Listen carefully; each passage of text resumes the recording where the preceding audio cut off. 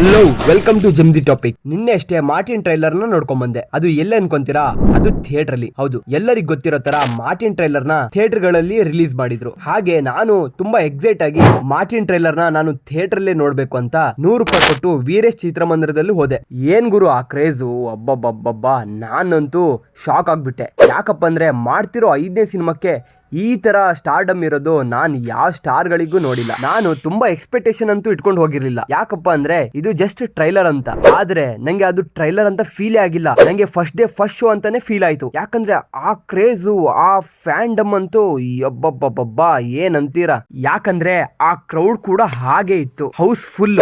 ನನ್ಗಂತೂ ಆ ಟ್ರೈಲರ್ ಅಲ್ಲಿ ಡೈಲಾಗ್ಸೇ ಕೇಳಿಸಿಲ್ಲ. ಆ ಲೆವೆಲ್ಗೆ ಕೇಳಿಸ್ತಾ ಇದ್ರು ಎಲ್ಲರೂ.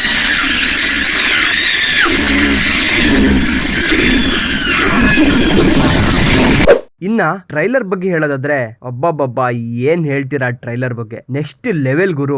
AP ಅರ್ಜುನ್ ಅವರಿಗೆ ಒಂದು ಸೆಲ್ಯೂಟ್. ಯಾಕಪ್ಪ ಅಂದ್ರೆ ಅವ್ರ ಲಾಸ್ಟ್ ಸಿನಿಮಾ ಕಿಸ್, ಅದಾದ್ಮೇಲೆ ಅವರು ಇಂಥ ದೊಡ್ಡ ಬಿಗ್ ಬಜೆಟ್ ಸಿನಿಮಾದಲ್ಲಿ ನಮ್ಮ ಧ್ರುವ ಸರ್ಜಾ ಅವ್ರನ್ನ ಹಾಕೊಂಡು ಈ ಸ್ಕೇಲ್ ಅಲ್ಲಿ ಮಾಡ್ತಾರಂತಾನು ನಾವು ಎಕ್ಸ್ಪೆಕ್ಟೇಷನ್ಸ್ ನ ಇಟ್ಕೊಂಡಿರ್ಲಿಲ್ಲ. ಇಡೀ ಥಿಯೇಟರ್ನೇ ಬೆಂಕಿ ಹಚ್ಚೋ ತರಾನೇ ಇತ್ತು ನಿಜವಾಗ್ಲು. ಟ್ರೈಲರ್ ಅಲ್ಲಿ ತೋರಿಸಿರೋ ಮಟ್ಟಿಗೆ ಆ ಆಕ್ಷನ್ ಲೆವೆಲ್ಸ್ ಮಾತ್ರ ಅಬ್ಬಬ್ಬಬ್ಬಾ ಏನಂತೀರಾ. ಹಾಲಿವುಡ್ಗೆ ಟಕ್ಕರ್ ಅಲ್ಲ, ಹಾಲಿವುಡ್ಗೆ ಸೈಡ್ ಹೊಡೆಯೋ ತರಾನೇ ಇದೆ. ಆಮೇಲೆ ಈ ಸಿನಿಮಾ ಟೀಮ್ ಕೂಡ ಹಾಗೆ ಕ್ಲೈಮ್ ಮಾಡಿದೆ, ಹಾಲಿವುಡ್ ಲೆವೆಲ್ಗೆ ಆಕ್ಷನ್ಸ್ ಇರುತ್ತೆ ಅಂತ. ಅದು ಈ ಟ್ರೈಲರ್ ಅಲ್ಲಿ ಎದ್ದು ಕಾಣ್ತಾ ಇದೆ. ನಾನಂತೂ ಈ ಟ್ರೈಲರ್ ನ ಥಿಯೇಟರ್ ಅಲ್ಲಿ ತುಂಬಾನೇ ಎಂಜಾಯ್ ಮಾಡಿದೆ. ಆಮೇಲೆ ಅದಷ್ಟೇ ವರ್ತೇಬಲ್ ಇತ್ತು. ಮಾರ್ಟಿನ್ ಟೀಮ್ ಅವರು ಡಿಜಿಟಲಿ ಟ್ರೈಲರ್ ನ ಇವತ್ತು ಲಾಂಚ್ ಮಾಡ್ತಿದ್ದಾರೆ. ಎಲ್ಲರೂ ನೋಡಾದ್ಮೇಲೆ ನಂಗೆ ಕಮೆಂಟ್ ಬಾಕ್ಸ್ ಅಲ್ಲಿ ಹೇಗಿದೆ ಅಂತ ಒಂದ್ಸತಿ ತಿಳಿಸ್ಲೇಬೇಕು. Thank you.